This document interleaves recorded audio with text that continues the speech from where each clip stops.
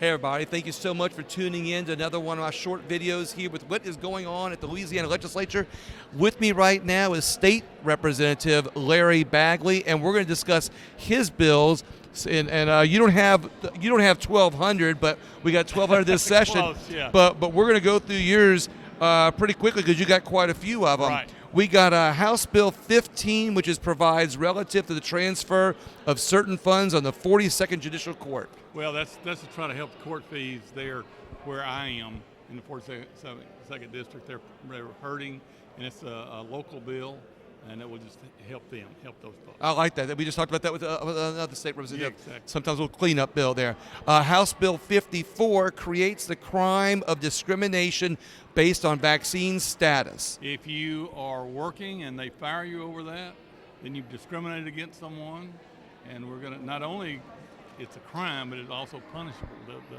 There is a list of ways that you'll pay for that if you're found guilty. So it's not just legislation; it's legislation with teeth. With teeth. Exactly. And what I always like about these discrimination bills is I'm against discrimination. What I like about them is it stops it from happening on both sides of the fence. Exactly.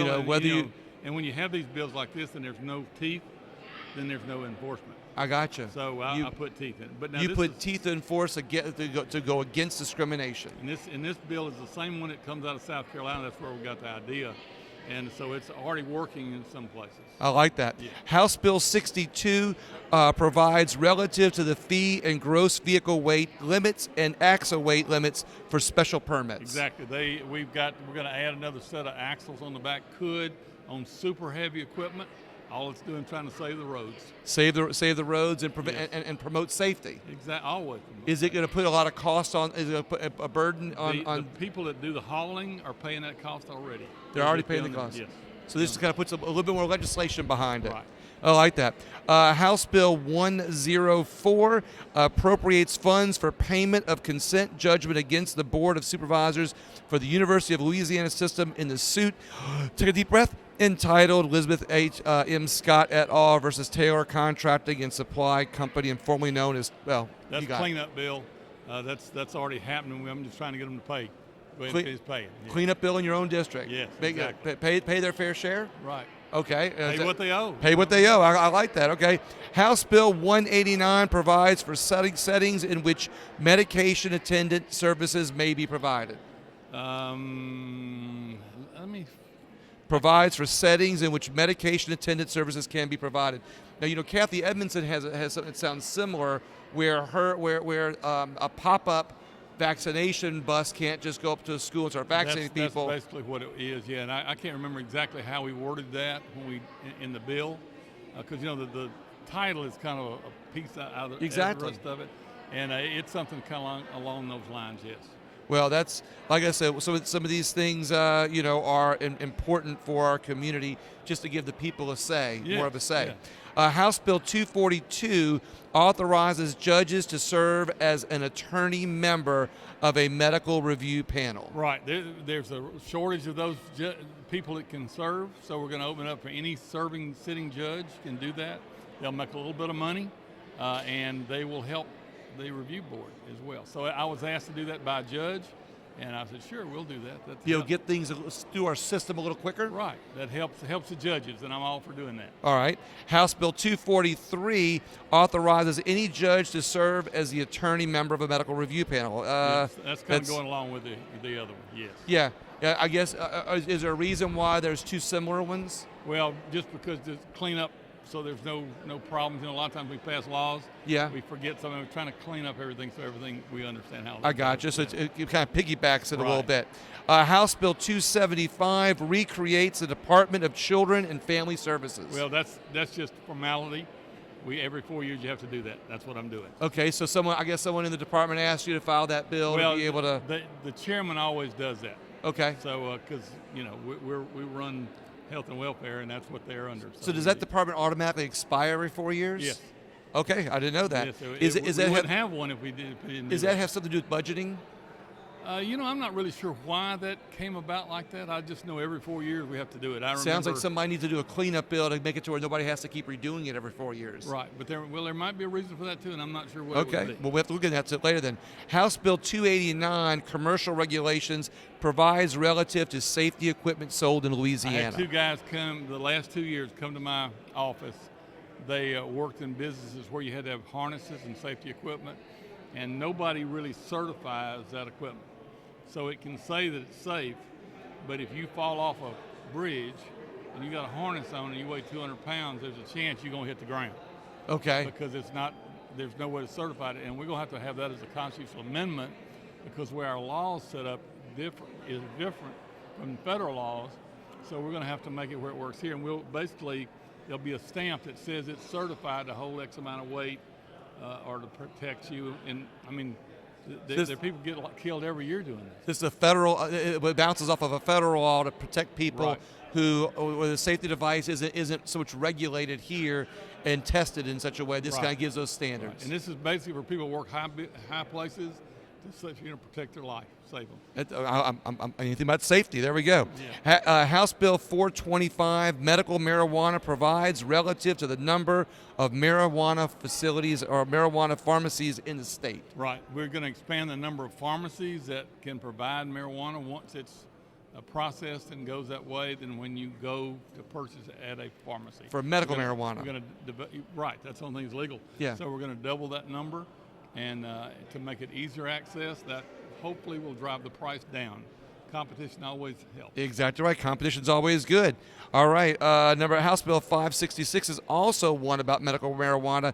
Increases the number of entities eligible for licensure as medical marijuana production facilities. Right. That's to add more growers, and again, the state. If you add more facilities, you're going to need more suppliers. Right. And in America, competition is how we work.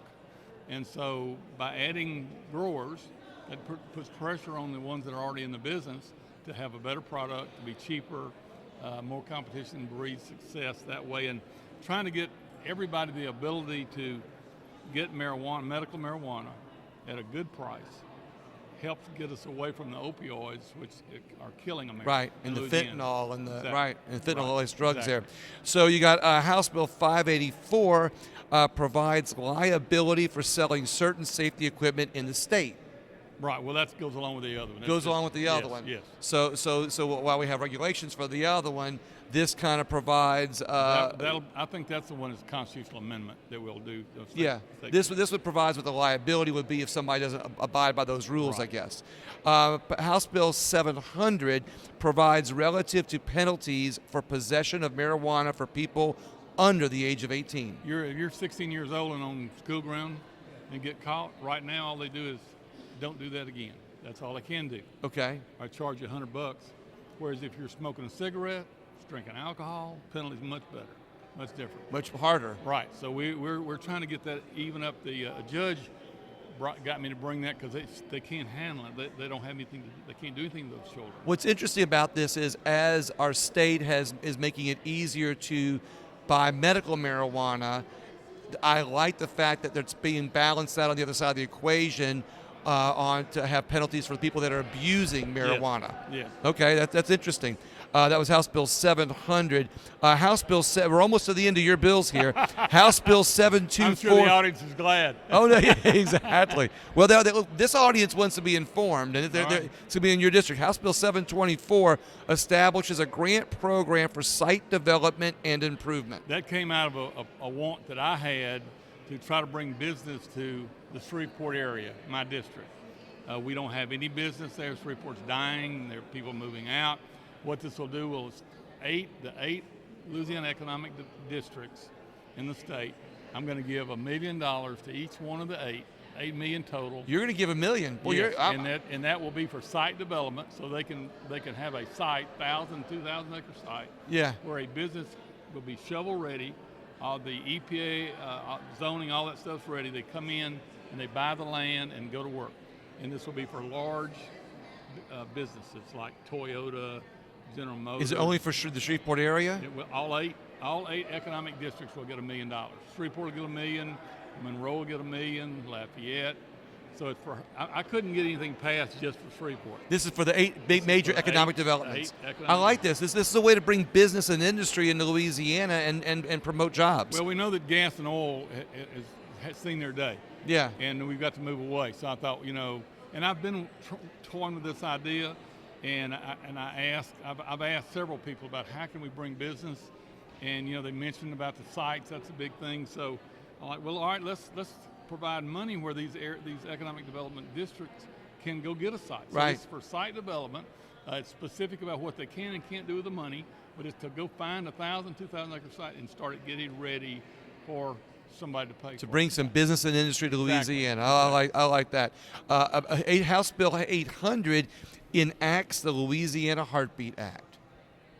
We know what that is. We know what that one is. Yeah. We know that one. We don't need to go through a lot of description on that one. We don't have to say anything about that all day. Needless to say, you are pro-life. I am. House Bill 809 prohibits schools from being members of or participating in events sponsored by an athletic association unless the association allows member schools to participate in voluntary competition with schools belonging to other athletic associations. Right. Basically what that is. That was a wordful too. Well, it's long-winded, but it's not. Basically a school that is not a member of the LHSAA, but let's say they're in the Mississippi organization, but they live way away, which schools around me do. Right. To allow them to play against areas close, not for any, just to play, wouldn't be for any kind of district compensation prize. And just to look and see, I'm probably going to turn that into a study because the LHSAA, I'm really not trying to do their business, their work, but I would like to know why we're not doing it. Surely there's a good reason why they don't, and find out. What I like that you just now said about a study, this is something to educate our listeners on, is that not a lot of people realize that this legislation that gets introduced can be turned, or some of it can be turned into a study, at which time you realize that, hey, maybe it's not a good time to have legislation for this, but we need to study it to see if we need to do legislation in the future. A lot of times it deals with money. To be sure we've got enough money to do that. This particular bill wouldn't be a money bill, but there are reasons they don't do that, and I'd like to know what they are. And the last bill you've got here is a House bill. Actually, it's HCR 3. So you're the third one to get on the docket there. It's repeats administrative rules of the Louisiana Department of Health, adding COVID vaccines to the state immunization schedule and requiring schools to prohibit in-person attendance by certain unvaccinated students. Where that comes from is this past summer we had an oversight where LDH tried to bring that rule from the governor's office to enact it. We voted it down where they could not do it, could not add it. The governor vetoed our vote and said this HCR will veto him. So now it will not be added if we can get it passed. This sounds a little similar to a bill that Kathleen Edmonston has. Probably. So this kind of bounces off of that a little bit. Well, and actually her bill can be vetoed. Mine can't be. Okay. Mine is veto proof. So yours basically says the schools cannot mandate it. Right. And if a student wants to go to school who's unvaccinated, he can do in-person learning as he wishes. Awesome. State Representative Larry Bagley, thank you very much. I really appreciate your time. Thank you, William. I always enjoy it. As always, I like to do positive and friendly, and I like to just inform the people, get more people involved. And the best way to get more people involved is tell them what's going on and encourage them to get here and share the video. Thank you very much, guys.